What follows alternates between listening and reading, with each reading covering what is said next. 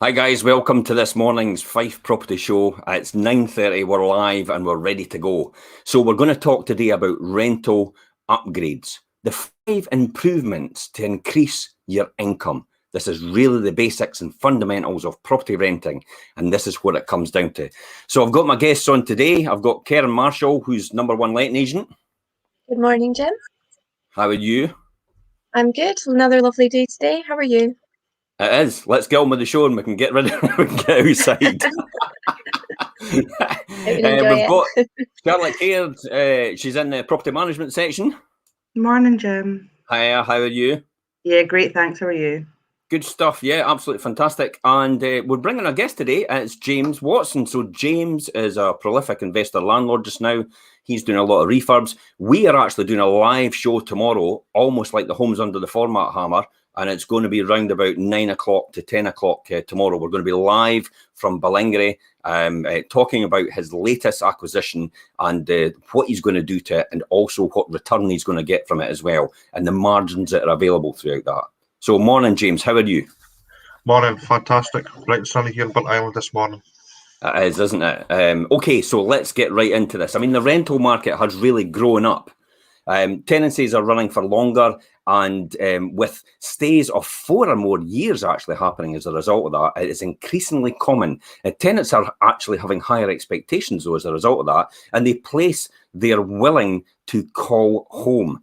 So this spells good news for landlords, you know, because the higher expectations come with the willingness to pay higher rent. Which is always a happy day for that.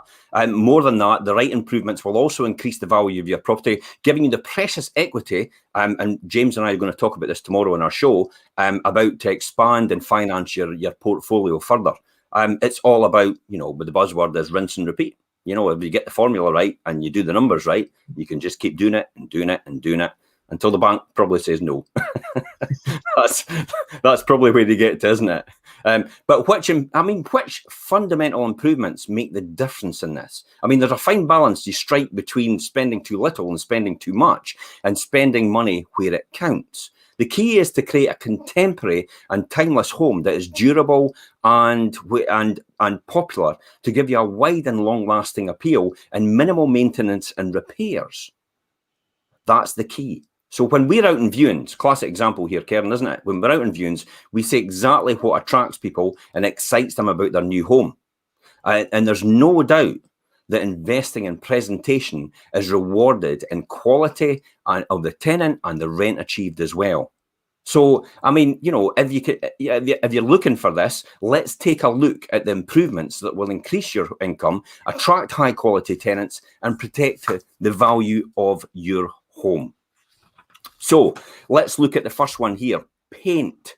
I mean, what, you know, when it comes to paint, what are we looking at? You know, James, you know, can you give me an idea? When you go into paint, what sort of painting should we be doing of a house? So traditionally, we tend to sort of stick to bright colours like whites or magnolia or whatever, because it gives us magnolia and white works every single time, doesn't it? As soon as you come in the door. But there's a new formula, isn't it? There's a new formula here. It's the misty grey, isn't it? And feature walls. You know, where there's a fireplace, for example, you know, the rest of the room can be white, but they put in a, like you say, a misty grey. Just gives it a bit more a sort of modern take on the nice, clean appearance of the property. Yeah. When you're taking people around, Karen, I mean, what reaction do you get when I mean, here's the difference here. When a property is scuffy, and maybe when a property is actually pristine. I think fresh paint is obviously a great starting point. People are going to go in and you've got big scuff marks on the walls. It's obviously going to put people off for it. And I think just like James says, like a fresh colour, whites, greys are the way to go. Magnolia is just, it's on it. I'm sure I can see Charlotte's agreeing with me. Magnolia is on its way out. People want fresh property. Whites and greys are definitely the way to go for it. It's easy to keep up as well because it's just a solid colour that they can touch up if accidents happen, if scuffs happen. It's easy for them to touch up, but having that fresh coat of paint just makes such a difference for people going in and seeing the property in a better light. Yeah, I mean, Charlotte, you know, James has actually just explained about, you know, what we should be doing in the beginning. Karen said, you know, what attracts the tenants as well. You know, what do you find when you're doing property inspections all the way through? You know, does that paint, is there certain types of paints or certain types of certain types of colours that will actually last over a period of time with a tenant? Definitely. I think this colour of grey that I've got is really good because it covers a lot. So if you scuff it, you don't see it as much. But on a magnolia wall, you instantly see them. So you do find like the darker colours, so like a grey colour, I would say are much more better as well. Yeah, I mean, from the second the front door opens, the conditions of the walls will be staring the viewer straight in the face, won't they? I mean, creating a first and immediate impression of your property. That's really what it comes down to. I mean, first impression counts, doesn't it, Karen? Yeah, obviously I was doing viewings on Friday at a property that's all just had a recent refurb to it, and as soon as I walked in, people were like, "Oh, I can smell the paint," and like everything is brand new in here, and it does. It just makes it so much more appealing, and you're going to attract better tenants because you have a property done up to a better standard as well. I'm almost tempted to say what the supermarket's do and buy one of these wee purifiers that actually put out the smell of paint. And just don't bother painting the house. Yeah, get that painting Jim. Because when you think about it, it's right, James. Look, when you think about it, when you walk in and you immediately smell paint, you think, oh, it's nice and fresh. But you've actually not even seen the rest of the house yet. Mm-hmm. But it's that impression. So I kind of think the supermarket trick is, when you go to the bakery aisle, they deliberately put out the airflow so it actually smells with the bakery all the time. They get the oven fired up all the time to get you to buy stuff. That's the whole point. As soon as you walk in the door as well, all the tricks. Lavender as well is a classic example. When you walk into a property and you smell lavender, you immediately think it's fresh because you're completely conditioned by fabric softener adverts. Mm-hmm.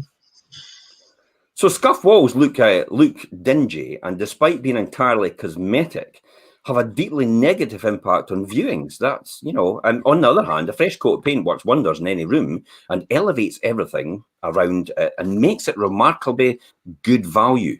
I mean, that is the key. Although brilliant white is undeniably bright and a great reflector of light, some tenants find it a bit cold. I mean, brilliant white on walls. Somebody actually spoke to me the other day, and it is a bit clinical, isn't it, James? It is, yeah. But I think you have to sort of take it in a balance of what the rest of the rooms look like. If you're in an area that doesn't get a lot of light at the front or the back aspect of the property, then you want something in order to boost that light level. Yeah. Karen, what's your thoughts on this brilliant white? Because you've walked into a lot of properties and they've been done in certain ways. So, what do you think is the best colours that actually get that impression, that first impression? I think you definitely have to, like James is saying, it's deciding on what like the size of the room is, how much light it's getting. If you've got like a darker room, white is a good way to go because it is going to brighten it up. But if you've got a nice bright room already, you can have. I think even if you've got white, it's quite a good kind of just neutral base, basically, that somebody like James says, if they want to maybe have like a feature wall, it's giving them a base to kind of do that for it. But I think it definitely depends on taking into account that the room that you're dealing with, maybe like an off colour like Charlotte's got behind her, that darker grey, or just even an off-white or kind of lighter grey, just something to kind of take off that clinical side of it. So, Charlotte, is it actually choosing an off-white or soft grey or other classic colours that give the walls a welcoming hue with matte on, maybe matte white, or probably an off-white on the ceilings, white satin or eggshell on the woodwork? Is that something that it would appeal? Yeah, definitely. We see more people asking if they can decorate the properties on properties that haven't been touched and haven't been decorated. We're finding the newly decorated ones that do have the nice new fresh ceilings, the covings are all done, the walls are nice, and there's maybe a feature wall. You're rarely getting asked if they can change it. And as well, I think you need to depend on what colour of carpet you've got as well in the house. If you've got a really dark carpet, you don't want to be having dark walls either. So I think a brilliant matte white colour is good on the walls in these kind of. It used to frustrate me quite a bit when I used to completely paint a house top to bottom, and then the first thing the tenant did when he walked in the door was say, "Can I paint?" And I'm like, "I've just painted it." I think it's not that down to the landlord. The best part of £1,500 getting somebody into painting this, and you're wanting to paint as soon as you walk in the door. What do you do with that? I mean, what do you do with that, James? So yeah, I might end up getting that scenario myself because one of the properties is nothing but white pretty much throughout the house. Yeah. You know, I'm relatively flexible as long as it's done to a good standard and so on. But yeah, it really depends on the landlord. Really, they make that decision whether it's something they're for or against. Yeah. Me, I Okay. wouldn't have any objection certainly to somebody changing the colour. Karen, At do you the end of the day. get that much in the initial outset when people are viewing property that they actually immediately say, "Can I paint?" even though it's just been painted? Yeah, so we've had one recently that was freshly painted, but for that they'd done the bedroom white and the living room magnolia. So the tenant was like, "Can I paint it?" And I was like, "The landlord has just paid for this to all be painted." I was like, "What is it that you'd be looking to do?" And he was like, "I just want to paint it white." I'm like, "That's fine. As long as you're doing it up to a good standard and you want to paint it white, that's fine." I was like, "Not really for you like painting it blue or anything like that, but providing it's white, it's usually fine." But obviously it's something that we have to check with the landlords, make sure they're happy with. And obviously we say to the tenants, usually if it is a situation where a landlord has just freshly painted all the property, sometimes we would put a clause in that's like, right, you can decorate, but you have to be in the property for at least 6 months first. Because if they're going in, redecorating it all, changing it, and then going to end up potentially moving out in a couple of months, the landlord's back to a situation where that property is potentially need redecorated again, and we don't want that for them. So at least if we're saying to them, look, you at least have to be in for 6 months first before you start again, it gives that kind of settlement time for them to decide they do really want to stay and then make it their own home. I think my biggest worry is, you know, if they don't do it to the right standard. I mean, Charlotte, how do we combat that? How do we account for that? Well, obviously there's 3 monthly inspections done on property. So if they have asked to paint, I'll flag it up that they have asked to paint, and then on my next inspection when I go in, I can make sure it's done to high standard. If not, I'll talk to the tenant about the condition of the walls and say, look, you said you were going to paint, this is not high standard. Either you're going to have to get somebody in to fix it or fix it yourself, and I'll be back in 3 months' time. Yeah. And if it's not done, then, you know. But the initial outset, we talk about that anyway, because we have talked about it before, about the fact that possibly we asked them how they're going to do it in the beginning. Are they just going to do it themselves? What experience have they got? And if we're not comfortable with that, then we'd probably insist that they have a contractor in, don't they? Yeah, definitely. It has to be somebody competent. I mean, when you think about it, I mean, in the past, this is probably why we've learned by my experience. Because in the past, I've just said to people, "Oh, it's fine. You could just paint, no bother," when people come in, and then when you come to sign them out, it's all over the place. It's all, wait a minute, that was all my good woodwork, and then it's all over the windows and the frames and it's all around the doors and and it's like on some of the carpet, and it's like, oh my god, I wish I had done this right. So it's probably the hit that I've taken. We've been able to build a system that actually, okay, this is the things that we should ask as a result of somebody asking to paint. It's almost like a checkbox exercise, isn't it? Mm-hmm. I think as well, though, if you're a landlord and if you're keeping up to date with kind of the new trends that are coming out with decoration, if you are looking to decorate it, if you have a management agent, talk to them about what colours they think will work, because it might cost slightly more at the start, but then your tenants won't be asking to redecorate at the end of it. You know, fingers crossed, there's no scuffs on the walls. You won't need to do anything, and it's just ready to relet again the next time.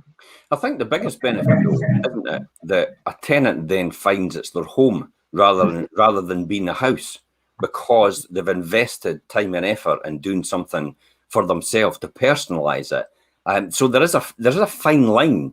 I mean, I've often been asked, you know, if you could paint a room pink. And I'm like, oh no, and I'm thinking, oh no, but then the commercial reality is it's their home. So what I've suggested in the past is just like, okay, you can paint it pink, but it has to be put back to its original colour in original state, and not just a half-baked effort when you actually leave the property. I think that's probably one of the best advice I can give for people that want to paint. And is that something you would agree with, Charlotte? Oh, 100%. And as well, if you have it in writing that way, at the end of the tenancy, if they don't do it, and you've got it in writing saying, well, they said that they were going to put the walls back to the original colour, you've got a clause for claiming against on the deposit for the money your outlay for money to repair the walls. Yeah, absolutely. Definitely having everything in writing is key as well. I mean, you've had that experience in the past as well, Karen, because you've been in property management before. So how did is that something you've come across before, and how you've dealt with it? Yeah, so we've had usually when I'm doing, obviously on the flip side of it now, doing viewings, it's when people come in, they're like, oh, could I redecorate? And I'm like, look, we usually ask that you just check with us before so we can check with the landlord that they're going to be happy with it. The majority of them are providing that potentially you put it back to the condition that you got it in, basically. So if it was a white wall and you're painting it pink, you put it back to white when you're moving out. But obviously we've had one and it was a tenant and she was in the property for a long time. And she'd obviously done decorating and it wasn't up to the standard that it should have been. But obviously when it came to the point where she was moving out, we had a good relationship with her and I just spoke to her and I was like, look, it needs to be better than this. So she came, she got the keys and she went out and painted it and she did a good job of it. And that was it. It was done. We were able to get a resolution from it. She got her full deposit back because we were able to obviously discuss it with her and get a resolution without having to go down the routes of a deposit claim and then the landlord's trying to sort it out. So I think all is just in the management of it, that how you deal with it to make sure you're getting the best outcome from it. This is the key we spoke about last week about communication with your tenant, isn't it? And the fact that you can openly discuss these things without actually being confrontational, and keeping these open lines as a result. And they feel that they can come to you with anything, and you won't immediately fly off the handle because and. Not as personal experience, but running the Landlord Association before for the Fife Landlords and the National Landlords Association, and I was on there. I was one of I was the advisor for Scotland, as well as the chief executive. But I found that when some landlords came to me, it became very personalised to them. It became a very personal thing to them, and they couldn't look at it objectively in a commercial situation. And they felt that they had to control the whole thing, and they refused to let them paint a room, or when they had painted a room, they went absolutely ballistic at them. And I'm thinking, you shouldn't be a landlord. That's the reality, because being a landlord is all about all you're doing is providing a property for someone, and you've got a duty of care. You've also got a duty of responsibility to make sure they are happy in their home. And probably that's one of the painting aspect I mean, you just think it's paint, but the reality is it's more than that. It's what we said before. It's turning a house into a home. It's trying to create the win-win, Jim, I think, and it works both ways. It does come down to that. Yeah, it does come down to that. It's the win-win situation, and in the past I've actually just go ahead and paint, but it has come back to haunt me. So I've learned by my mistakes, and we've put some internal control mechanisms in place in order to ask all these questions first before we go any further, just to make sure that we minimise the risk of actually getting a property back, and it's been basically obliterated with somebody having almost what we'd call a paint party with all their friends, while they're having a drink at the same time.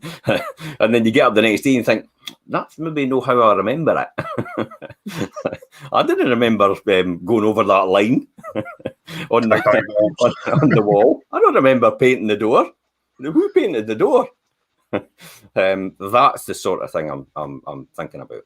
And that's where we are just now. So let's look at the next subject. Okay, let's look at kitchens. We speak about this in our show, James, the kitchens. You'll be pleased to know that not every kitchen upgrade means ripping out the old one and starting again.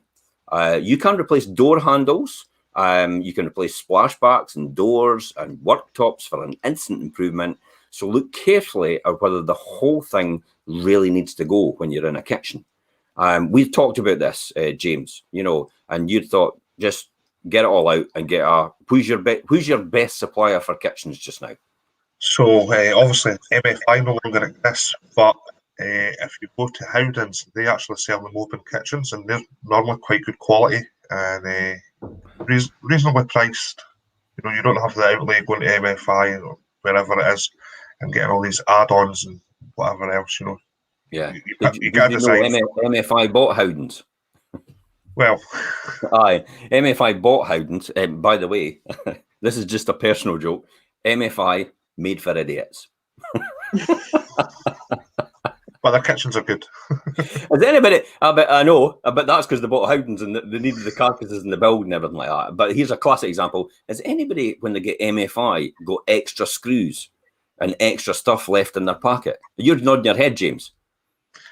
Yeah. Aye. Well, that's mine because I've not got them. So could you give me them back, please, for mine?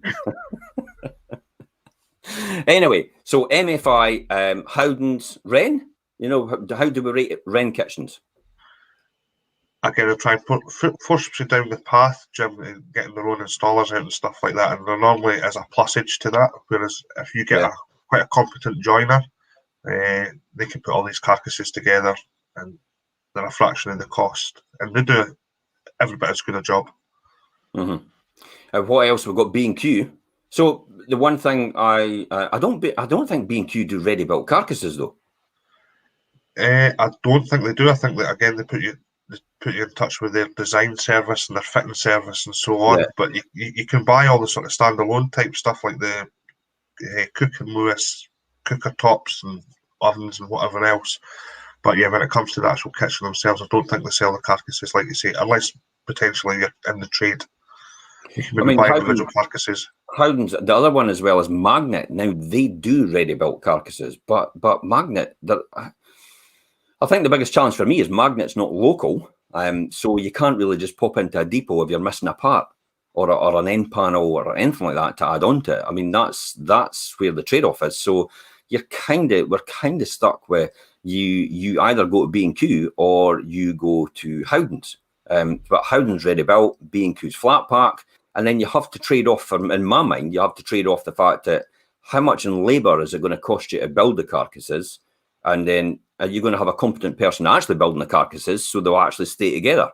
Because you know yourself, some people have had a half-baked effort at it, and you come in over time and the kitchen's all wobbly and the cabinets are wobbly because they don't actually know what they're doing, and they don't fit it together properly. So the ready-built carcasses have got a great plus point to them in the fact that you just take them off the lorry, you stick them in place, you fix them at the wall, you do everything else, and the job's done. You know, is that kind of what you've experienced, James? Well, I normally leave it to contractors to be absolutely fair, Jim. But I've had a tour of Howdens and seen how they sort of put these things together, and they're pretty solid. Yeah. Charlotte, we had 15 Parker Wynd done recently. Oh, I love that kitchen. I've fallen in love with the kitchen. I love the kitchen. See, the thing is, what is the trends in kitchens? Now, you saying you love the kitchen, but gloss white and black worktops, the ebony worktops, are apparently they're on their way out. You know, that sort of style. So, and it's now, what is it now, James? It's Whisper Grey. It's the greys again, and it's a different type of worktop. You know, that's what I'm seeing anyway. Some of them are looking for marble effect type stuff. You know, and doesn't necessarily need to be marble, but if the effects there, you know, it makes it, again, it brightens up the kitchen, which may otherwise be dull. So there's a lot of people going into that sort of thing. But yeah, you often hear people saying, "Oh, well, it's just a rental," but you want to just do a wee bit above the minimum standard to make it, you know, again, somebody's home. What's your experience of kitchens, Karen? So when people walk into view properties, I mean, what is it a wow factor? Is it a big plus point?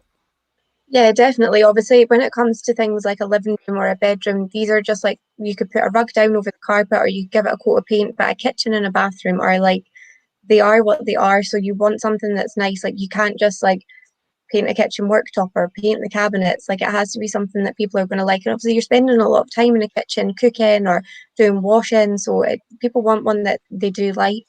So obviously when you've got like a nice integrated hob or an oven, obviously it just makes it look a bit nicer, and going for lighter colours. But again, people are being more kind of extravagant, I think, now with kitchens. Like, you see quite a lot of, not that I'm advising putting this in a rental because it's not going to be everybody's taste, but like the blue cabinets that are coming in, they seem to be, honest, I really like them, but I wouldn't advise putting them in a rental because they aren't going to be everybody's taste. So again, sticking to more kind of like neutral colours, and yeah, like James is saying, like the marble effect is really coming in just now, and it's nice to have a nice kitchen that somebody's going to want to spend time in. See, I used to stick to the beach with ebony worktops, And now, yeah, so you're shaking your head Yeah, at I'm that. shaking my head. No, yeah. The thing is, Charlotte, the beach was actually the white, of its time. Yeah. But beach is so, I mean, when I think about it, I was probably putting in beach carcasses probably about 25 years ago. So it has lasted all that time, and now it's done its course. We're back into white, and now that's almost done its course as well, and we're now into the coloured ones. And dare I say, are we going to have coloured bathroom suites coming back? Oh, please, Lord, no. No. My Jim, Pampas we're trying to Greens get rid ones, of your odd ones. I've never taken them out. The Pampas Greens ones will be back. I'll be bashing trend. People will be walking in the 1970s stuff, and they'll be going, "Wow, this is absolutely fantastic." There's a market in avocado bathrooms. Just getting rid of one of your peach coloured ones. Like, no, they're getting out. So kitchens sell houses, Charlotte? Yeah, 100%. I think, like you said, Park Hill that we've just did a refurb on. The kitchen's stunning. Everything's built in. Everything's flush. It's sleek. It's beautiful. It really is. And I think with the integrated appliances, when you go in, you're like, right, okay, I don't need to find anywhere for my cooker because it's already there. I don't need to find anywhere for the fridge. It's already there. Little things like that. It does make a big difference. And we've just done Taylor Street as well. We did the L shape on Taylor Street. You have. That's lovely too. White kitchens, black worktops, and then we're just about to start Dury. Well, that's it, yeah. And I think as well, especially with 15 Park Hill, we've tiled the surround of it, but instead of just putting white grout in, it's like a light grey grout. Yeah. One as well, it won't go that awful orangey way, if soap suds are on it. Yeah. But yeah, it's the little things that make such a difference. It probably is the little things, but I remember the white tiles used to be in public toilets. And that's James, you're nodding your head, and that's kind of what put me off for years, and the fact that you actually see these in public toilets. Why would anybody want them? But the grout, the different colour of the grout actually completely changes that.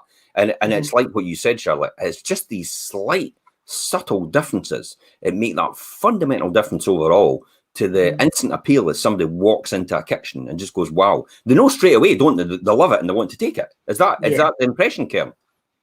Yeah, definitely. It was Park Hill that I was in that people were walking in and smelling the paint, and there was people and they were like, I love it. So it makes such a difference just having that wow factor, that freshness, that modern feeling as well. And it comes around to people want to stay longer as well because they've got a property that they're happier in. Well, look at Castle Street in St. Morans. Mm-hmm. Yeah, that kitchen's beautiful too. Yeah. Thanks. Yeah. I provide a good standard. You do.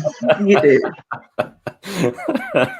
I've got the template and I've got the model. That's why it works. I know. Do it every single time and it works. You get a longer tenant, longer percentage. You get higher. That was a great kitchen, and it was nice. That's a great kitchen, not a white kitchen. Yeah, great kitchen. but ideally, and it works. You get a better quality rent, you get a better quality tenant, and you get a longer occupancy as well. And that's got to be a win-win for everything, James, isn't it? Indeed, yeah. So whether you're choosing to totally refit or replace the selected elements, follow these rules for an enduring, impressive and low-maintenance kitchen. So here's the classic flat-fronted drawers and doors have a sleek, clean lines, and they're easy to maintain with white and grey, always in vogue. We've just spoken about this, and simple to accessorise. I mean, here's a classic as well. Brushed steel handles are modern classics and will complement any style and colour that you choose. I mean, it always stays in. Metro tiles for splashbacks are eternally stylish and can actually burst in colour and contrast, exactly like what you said, Charlotte. With this the white tile, but just that additional grout as a change. And I've seen actually people just change the worktops. So I've been there when I first saw it, and they've just changed the worktops and they've changed the sink, and I'm like, wow, that's like a brand new kitchen.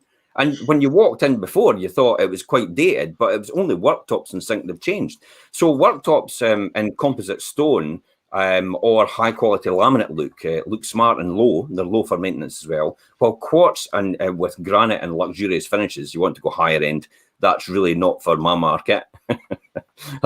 That's probably about the price of the house. Solid wood worktops, that's again high end, but they need looking after. I've been trying to go for the laminate effect, butcher's block effect, the solid wood worktop. Yeah. But apparently I've been told by Howdens they're actually phasing that out now because it's not in vogue anymore. So I have a sneaking suspicion I'll not be able to get it anymore. And I was going to put that in one of my properties at Dury Street. So I have a belief that they'll probably end up saying we've only got the ebony ones, which is fine. Because I mean, you've just told me straight away that it works, Charlotte, and it's actually, believe it or not, it's a less expensive worktop. So I might get on the phone on Monday and actually change it around and just say, look, Jim, it's less expensive. It's less expensive than it works. I mean, the presence and the quality of appliances attracts more scrutiny than it used to. A dishwasher is no longer seen as a luxury item. That's actually quite surprising. And an old-fashioned electric hot plate makes cooking seem like a chore. I mean, I have never liked hot plates. I've had it once in a blue moon where people have said, I want electric. And I'm like, really? I'm not really keen on putting electric in at all. I like gas. It's controllable. And I think every single tenant likes gas as well because it's easy to turn. It's the old advert. If anybody, well, you guys are maybe a bit younger than me, but I remember British Gas. The classic is they used to show the boiling pot over on the electric hob, and then they just used to show the gas one where it was about to boil over. They turned the gas down and it went down straight away, and it never boiled over. It was a brilliant advertising marketing campaign for British Gas. A washing machine also with a small load capacity means continual wash day blues. So that's a big plus as well. If you're doing what we call part furnished washing machines integrated in that, you really want a high capacity, maybe a 7 or an 8 kilo now you get as standard. Spin speed's important as well, believe it or not. Spin speed. I mean, we're getting geeky here because that's the type of things I think about. The higher spin speed, the more water you take out, the quicker you dry, the more money you save. Well, hey, it all comes down to efficiency and savings. Investing in well-respected and reliable mid-range brands like Bosch, EAG, Neff, and are a visible demonstration of your commitment and quality. They make living in your property more enjoyable for tenants to love them, and you'll also have a long-lasting appliances that need less maintenance and ongoing expenditures, which means less hassle all round. Is buying cheap for a kitchen the right course of action? Or, I think that says it all. You're all saying no. No, because it comes back to haunt you, doesn't it? Yeah, but I mean, like, if somebody is looking to completely renovate a kitchen, there is options that does make it cheaper. Like, if you see you go to Howdens, don't look at the brand new stuff that are coming out. There is end of line options there that are significantly cheaper, but actually you can be sometimes better than brand new stuff that are out. So there always is options to make it slightly cheaper. Yeah. Okay, so that's kitchens. Let's talk about floors. I mean, floors really take a real battering. Everyone walks over them, furniture sits on them, moves about on them, bags, suitcases, bikes, strollers, and pets all take their toll on the flooring. While carpets are soft to walk on, they can become worn and accumulate lines of dust in the bottom of the doors and imprints from previous furniture. Cheap laminate can look good when it's fitted, but over a period of time, the edges start to fray, they start to lift, the joints start to do, the laminate starts to peel off, the chip very easily, and it all leaves your property over a period of time looking very unkept and uninviting, negatively impacting on your rent. I mean, that's the key here. I mean, would we go as far as going for engineered wood floors, in areas of halls, bedrooms to look smart? They're hard wearing and they make the property look a bit bigger when laid throughout. Would anybody recommend engineered wood flooring? I mean, I've got just plain laminate, and I have found where my table sits and the chairs coming in and out, the laminate is starting to scuff quite a bit. Yeah. So probably, that's probably one of the reasons why I put proper contract laminate in the offices, because I felt that, if I was going to put cheapy laminate in the offices, they wouldn't last the time at all. And within a few years, it would look horrible. So I actually went for a real high quality, hard wearing contract laminate. But homes, laminate floors on flats above other flats, is that a preference? No, definitely carpet. I would say with an underlay as well. Carpet with if underlay. you've got somebody especially if you've got someone with kids like running around, like you don't need that. All you're going to get is neighbour complaints from anybody, even if you're just up and walking around, like the amount of noise that can travel from it. So definitely if you've got an upper flat, carpets are the way to go. Only advice when it comes to carpets, do not put carpets in an entrance vestibule. We've got a couple that are like that, and it's just, they're not going to last. So it's going to be definitely more kind of like tiles or wooden flooring down there, just to something more durable and that can clean as well. I usually typically go for vinyl. So vinyl in the entrance vestibule. Even if I've got tiles there, I'm never a big fan of tiles in the entrance vestibule because of water and tiles just don't mix for walking on. I'm always nervous that people will slip on it. And so that's why I end up putting vinyl right over the top of it. Classic as well is if you've got a laminate flooring, upstairs, then just put a carpet straight over it. You know, you could put a felt back. It makes it really easy, doesn't it, James? You know, have you come across this yet? Where you've just thought, I'll just put a carpet right across that. It's a perfect bed for it. I haven't actually, no, but yeah, carpet's my favourite route for anything that's upstairs. And I tend to go for the hard wearing carpets that, you know, if there's a lot of volume of traffic, you know, bathrooms, classic example, you know, you've got a lot more traffic going into a bathroom than you will a bedroom. So yes, it has to be a hard wearing, durable carpet. I tend to favour laminates downstairs. So laminates downstairs, carpets upstairs in bedrooms, hallways. What we're thinking about for that? Laminate or just go for the carpet still? So no, I think what we ended up doing was getting engineered wood for the hall into the kitchen, because again it's a high traffic area. Okay. Just one runs into the other. So the big advantage about engineered wood is it's less expensive than solid wood, and it still can be sanded if you really want to later on. But you lose the colour, a bit of the colour anyway. Yeah, you lose it, but it is hard wearing and it still looks good. I mean, you know, Karen, what's your first impressions about what is the best thing for floor coverings when you walk into, you know, what's your advice on what people respond to best? Probably, to be honest, I think kind of the colour scheme that people go for, as opposed to like particularly what's down. So if you've got like a horrible coloured carpet or like a beige carpet down, people don't really want beige anymore. Like the light greys are kind of the way to go for floor coverings these days. I definitely would not advise putting like a green carpet in, because that's you're the king of beige, Jim. I'll just cross that off my list. King of beige. It's fine, Jim. You've got the younger ones in now. We'll keep you up to date with it. It's okay. It's just carpet. So Magnolia's off. No Magnolia, no beige. Beige carpets are out. You're not getting that kitchen with those worktops anymore either. Well, you don't want to end up knocking over your bottle of red wine and a cream carpet, do you? Exactly. So people when they walk in, they respond better to. What do they respond better to in terms of carpets? Yeah.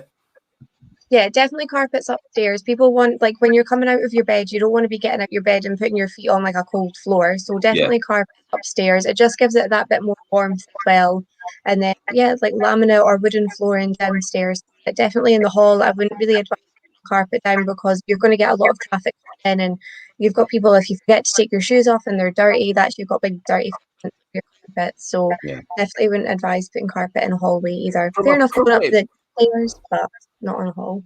From a property management view, Charlotte, you know, for when you go in to do inspections, you know, what is the best floor coverings you should get or use, just through personal experience now with inspections? So the new style carpets that are washable, bleachable, you can put bleach in it, it's not going to take the carpet out. So if you do knock over, if you have a beige carpet and you do knock over a glass red wine, you can put bleach in it, scrub it, and it comes straight out. But definitely a definite durable one, and nothing not a thick ply, like a thick pile either on it, so you can't get in and get everything up out of it. But as well, thinking for bathrooms, there's a new thing called UPVC click laminate. Yep. That stuff is crazy good, absolutely crazy good. Mm-hmm. So I think as well that for kitchens and bathrooms is top dollar. I tend to find vinyl's my go-to, and because vinyl's easy. If there's anything that happens to it, it's easy to take it out and put another bit in. But your vinyl can rip quite easily. So you're trying to pull out your washing machine, you can easily rip your vinyl, whereas click laminate, it doesn't. And it's actually just as cheap as vinyl. Yeah. It's probably if you need to get, you know, and it's probably never going to happen. And I don't think it's ever happened in this lifetime of me doing this. But when you put click laminate in on a floor, my impression is you can't lift floorboards after it, and then you have to burst it all up to get in. But the reality is, I mean, now I reflect back on it, I think to myself, how many times I've actually needed to lift floors. So the trade-off and the benefit of using that is probably more beneficial to the actually not using it, I would say. I mean, I put click laminate down in my bathroom because I thought it's waterproof. I don't like vinyl. I'm going to put the click laminate down. It's completely waterproof too. But no, I've already taken a bit up because I thought I had a leak at the back of my toilet, and I was able to remove a bit of it and put it back down, and it's absolutely fine. Is there a certain colour, Karen, that works well when people walk in the door? Yeah, definitely going more kind of like on the grey side of it. So, for example, we had 2 properties that were flats in the same street, pretty much the same layout, one of which was more kind of like magnolia, beige carpets. The other one had been recently done up and it was white, grey carpets. And the one that's white with grey carpets had it let agreed within like, I think it was about a week, whereas the other one there for longer because they don't want it anymore. Obviously, it's not for some people will still like it, but it's out now. People want whites and greys, and so yeah, definitely like grey is probably the way to go. And it's also more kind of, if you do get like a wee mark on it, it's easier to clean, or it doesn't show up quite as quickly. This is amazing because I remember when grey actually went out of fashion. and now it's come back full circle and it's come back in. It's because the first thing I used to think of with grey is battleship grey. And we used to say, oh God, no battleship grey again. And I remember people saying that, no battleship grey again, but it's come full circle and it's back in fashion, it's back in vogue. I think there's a fine line though between how dark of a grey to go. Mm-hmm. You don't want it too light because then you're still seeing all the scuffs and marks. But this colour I've got 2 young kids, and I think everything's been spilt down my walls, and a quick little touch up and you can't see that it's been touched up either. Whereas with the white, you do see that by the time you've lived in it for a couple of years, it's not so much white anymore. So if you're going around getting touches up, you can definitely see a difference. Perfect. Okay, so we've got that. So we're on to bathrooms next. So bathrooms. Let's look at bathrooms. I mean, tenants regularly ask us if they can test the water pressure. Here's a classic on viewings. You know, can I test the water pressure? Can I see if I mean, I get it as well when I'm doing viewings. Can I see if the pressure's all right out the shower? That's a classic example. So how powerful is the thermostatic shower as a priority? I mean, dribbling hoses with fluctuating temperatures no longer cut it. People want invigorating shower experiences to start their day, so put them in a good mood every morning rather than actually looking for a new place to live. If your bathroom needs replacing, a plain white modern suite worn by grey floor and wall tiles will provide a timeless contemporary style with universal appeal. So don't skimp on taps that you'll soon be replacing parts to go for by going for the cheapest option. The cost of repairs will eliminate the initial savings you're actually trying to do. I mean, choose metal finishes like chrome, again, brushed steel, nickel. They never go out of style and they're easily to maintain and coloured with colour lacquers than the colour lacquers themselves. Because I remember when taps used to have a plastic coating on them. So I see you, James, you're nodding your head. The plastic coating actually peels off now, and it's like, oh no, it's. And then once you've fitted the bath against the wall, it's like, how do you get into the taps to actually change them? So bathroom, James, what's your thoughts on the bathrooms? So yeah, I think you're absolutely right. Something that looks quite modern, you know, it's a trend now to high pipe work and so on. One of the properties that I've got, we swapped out the electric shower because we were putting in a combi boiler anyway, and replaced it with a rain shower. Yep. So that works quite well. Going back to your point on pressure, so the property concerned is fed off the Cascaburn water tank. Mm-hmm. And historically, the water pressure is quite low, so what we have to do is install a pump. But for the sake of £300, it's now functional like any other shower. Yeah, I mean, if your shower doesn't work properly, there's no point in having a shower. That's the reality. It's almost like a token gesture if you like that, and then it sends it. For me, it sends out a clear message like I don't care about the property.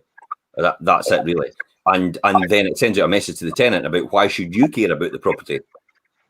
Is that kind of impression you would think, Charlotte? Yeah, I mean, like for a woman myself, if I've got a low pressure shower, I've got really big thick hair. I'm not spending half an hour in the shower trying to get my shampoo out my hair. Just wouldn't do it. Do we need to talk about hair? You're lacking thereof. So I could not have a property or a home if I didn't have a good shower. Just couldn't. Karen, what do people when they walk in the door for the first time? What's their impressions for bathrooms? What sells well to a tenant? I think a white bathroom's the way to go. Obviously, a white toilet, white sink. If you've got a vanity unit, it's giving them a wee bit of storage in the bathroom as well, and definitely like a white bath. It means as well if you're going with white, you can then, as times change, you can either change like the tiles or the wet wall to keep it more kind of modern. But if you're going with white, it's more kind of effective cost-wise as well, because one, it looks more appealing, and two, it's going to last longer with what people want. Especially like if you're putting tiles in. I like tiles, they look nice, but I think for a rental, you're not going to get everybody that wants to keep up with the grouting of them and keeping everything sealed as it should be. So I think wet walls usually quite a good way to go. It's lower maintenance, and it means you don't have to worry, like I say, about keeping the tiles grouted. So wet wall. Sorry, Charlotte, on you go. I was going to say as well with the ceilings, you're finding a lot just now that landlords are wet walling their ceilings and installing a fan just so condensation mold doesn't happen. That's another tip as well. Wet wall the ceiling. So, from a point of view that wet wall and tiles, which one will a tenant prefer, Karen? Definitely wet wall. It's just easier because you don't have to worry about the maintenance of it as much. If it gets to the point where it's past its best or it doesn't look good anymore, it can just be taken off and like a different kind put back up, as opposed to, I mean, if you've got a lot of tiles up there, that's a big job to try and get them pulled off to put something else back on. From a cost point of view, James, wet wall or tiles? Wet wall, definitely. I mean, it's £300 a sheet. Yeah, well, you can spend more than that on the tiles and then getting someone to fit them. So yeah, it probably makes sense to go with the wet wall, I think. It is the trade-off. Absolutely. That's kind of how I look at it as well. Is there a certain type of wet wall it sells to a tenant, Karen? Is it certain colours or certain patterns? Usually kind of like the marble effect ones go down quite well. So like if you've got like a white bathroom and you're putting like a light grey like marble effect one up. Yep. That's what I did in one of my bathrooms. So it made it look, it was like a peach coloured bathroom before. So I covered up the tiles that were like a terracotta colour with like a light grey wet wall, painted the rest of it white, put a new flooring down, and the difference in it was amazing. And that was done on a budget as well. So it's not like you're having to spend an absolute fortune just to give it that. Yeah, that makes sense. And Charlotte, from a property management point of view, when you're going round, what's your personal experience of tiles and wet wall? Definitely wet walls the way forward. With tiling, you find that you get soap scum, if there's cracking in the grout, you could be letting water through down into the floor. Then you've got the risk of rotten floorboards, your bath sinking. Just eliminate that all by spending that extra bit of money at the start to put wet wall in. And like I said as well, wet wall in the ceiling, because you are finding that some tenants don't ventilate as well as others, so you can get condensation mold quite fast if they're not using like a fan or opening the window when they're showering. So having a wet wall ceiling as well, you're noticing that there's not any mold. And it's easy clean as well. So we spoke about this, James, about fans and bathrooms now, making sure that because everybody's airtight almost with the Scottish Government's legislation about about insulating every single house, about eliminating every single draft. It's almost now essential to, even though you've got a window in a bathroom, to have a fan. That's exactly right. We did speak about that yesterday in the bathroom. Luckily, it did have a fan installed, but it only works as well as the willingness of the tenants as well, because I've seen situations where they've blocked up the fan because they want to keep the heat in the house. Yeah, it's not ideal. Which is why regular property management inspections are essential. Indeed. To make sure that doesn't happen, isn't it, Charlotte? Yeah, definitely. I think as well, when you're doing your inspections, if you explain to the tenant what it is, because they think it's some mold that's growing and they're going to get seriously ill from it, but it's not. It's caused by themselves. So get the right mold cleaner, get the right equipment for it, open the blinking window when you're showering and turn the fan on. Yeah. It's not difficult. The advantage here is actually to just put a humidifier possibly, but actually put a timer fan in and actually just put it on for a certain amount of time.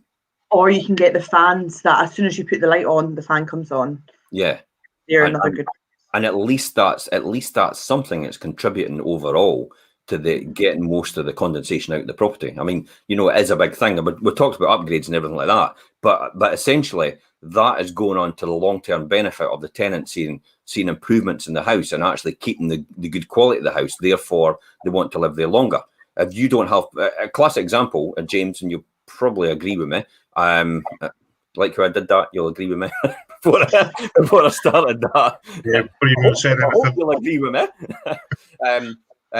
About making sure you actually properly have the ventilation, because what's going to happen is it ends up destroying your house because the ventilation isn't right, and it's what Charlotte says, the mold starts to go.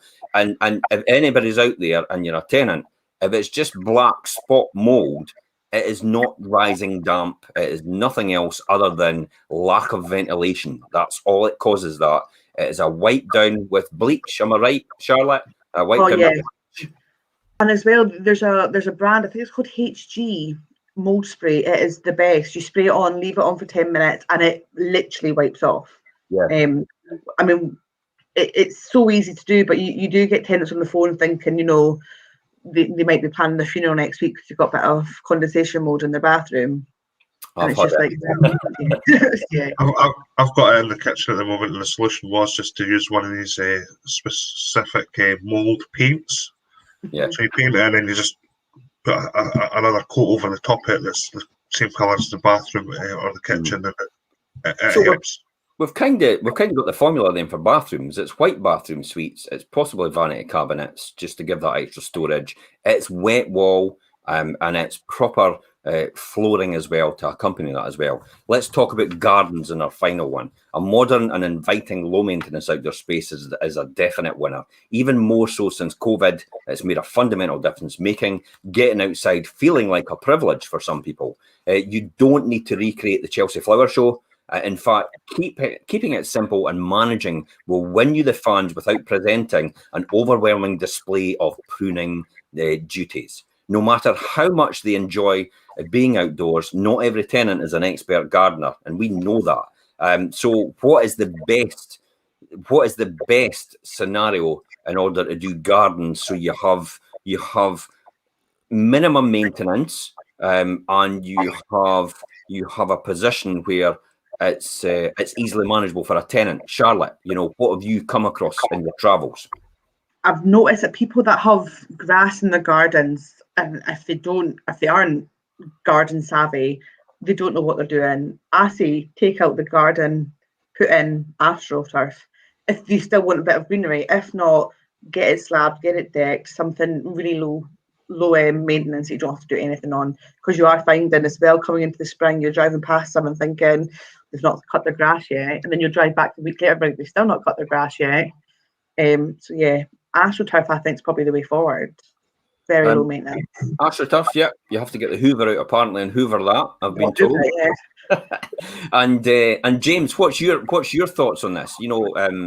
Decorative paving, stone chipping, plant bedding areas, lawn. What are you thinking? So yeah, I've got a property at the moment that requires a good bit of work done in the garden, and I think we're going to go along the routes of slabbing a lot of it and putting in some green space, but not a huge amount, and driving at the foot of the garden. But as with everything else at the moment, some people have money to burn, and I can't get anybody in before the end of July to do that work. But yeah, again, it's going back to your curb appeal. Things, isn't it? I mean, Karen, what's your experience? Somebody walks out the back garden. Has it got to be wow? No, I think keep it simple. You find we've got a few landlords that do have like wow gardens, but with that they pay for the gardener to come out and deal with it, because it needs specialists. It needs somebody that knows what they're doing with it. So keeping it simple, whether you've got like a slab area. The only point with decking is upkeep. So at least if you've got a slabbed area, it's low maintenance. But and yeah, a wee bit of greenery as well. Like Charlotte says, you've got quite a lot of people that are going down the fake grass just now because it's nice to have that bit of green, but not everybody wants to cut the grass. So it is something to consider more these days as well. Is it important to have exterior lighting as well? Even just like a security light, so when somebody's walking up to their door at night, they've got a light popping on so they can get their keys out of their bag. Just that wee bit of light so they can even see what they're doing. You don't want to be tripping up your garden path just to go and try and open up your door. I mean, if you do the garden right, effectively they've got an outdoor room for the day, you know, and possibly for the night as well. If you do it right, haven't you? Especially with the way things are just now, everybody's making the most of their garden space. So I think having like a nice area for them to be able to enjoy is quite important just now. And adding a few pot plants and for the spring and the summer perennials and the blooming again every year, your tenants will really have a colourful and sceneful place and space to, and they only really need to water them as such. So you get hard wearing ones, and that's ultimately it. I mean, you know, outdoor space is probably a big winner as well, isn't it? With COVID, you know, a lot of people are actually doing staycations and they're just staying home. They're not going anywhere else. So families, you know, is that probably the best thing for the families, the need for outdoor space? Or do you see, Karen, it's just single people, or is it families, or, you know, what's the trends that are happening just now? I think just everybody is wanting nice outdoor space, especially people that have got families. If they've got small kids, they want to be able to let their kid out in the garden to play. So they want like a nice grassy kind of area that their child can play. They don't want something that their kid's going to potentially fall and hit their head on. Like, you want something low maintenance and safe wise as well, so they can just open the door and let them play. And it's a winner every time. That's what it comes down to. And Charlotte, you know, but that's us an hour already. Charlotte, what's your final thoughts on this overall, just to package this all up? You know, for what can be done to increase rentals, increase the occupancy rate, the upgrades, and everything like that within a cost-effective manner. I think as a landlord, if you want a good tenant that's going to stay there for a long time, put that little bit of extra money into your property, get it the way, you know, modern looking. So you're going to keep everybody happy, and don't try and cut corners on little things. Make sure it's the little details that are done right. Just keep your tenant stays. Yeah. Karen, final thoughts? Yep, I think a nice fresh property, you're obviously going to attract a better tenant for it, and somebody that's longer. Keep it nice. Well, like we've kind of covered, the light colours like the whites and the grey, just the way to go these days. Attracts better tenants that are going to want to look after the property a bit more as well. And what about yourself, James? What's your thoughts on this? You know, final thoughts. Well, I think in common with other contributors, something that's nice and bright, watertight. You know, it's good quality without sort of blowing the budget to create that win-win for the tenant, and, you know, hopefully have a long-term tenant in there. Yeah, I mean, with proper execution, making improvements on your rental property will increase your income and attract a higher quality tenants. It will actually reduce void periods. We've talked about that, and future-proof your property's value. There's no one-size-fits-all amount when it comes to the budget, but I mean, the reality is, we're here to help anyway, and hopefully this program will have helped most people that are starting out in their journey or are actually experienced landlords, and they've maybe picked up some top tips there. So if you're a landlord, please feel free to message us at any point in time, and we're more than happy to give you more advice and support on what you're doing. And see where to go from there to increase your income, increase your portfolio, and actually allow you to then release more money, possibly, through higher values and higher quality tenants, to then do the same again and again and again, and make more money ultimately overall. After all, this is a property investment business, and it's a vehicle for most people for pensions, for investments. And we'll talk about that tomorrow, James, on our live broadcast anyway. How you could potentially make anything from a 10% to a 17% net return. Wow. When I was looking at these numbers, I thought, how did you manage to get that house? but we'll talk about that tomorrow. And that's it for today, guys. Thanks very much for coming on the show. Thanks, James. Thanks, Karen. And thanks, Charlotte.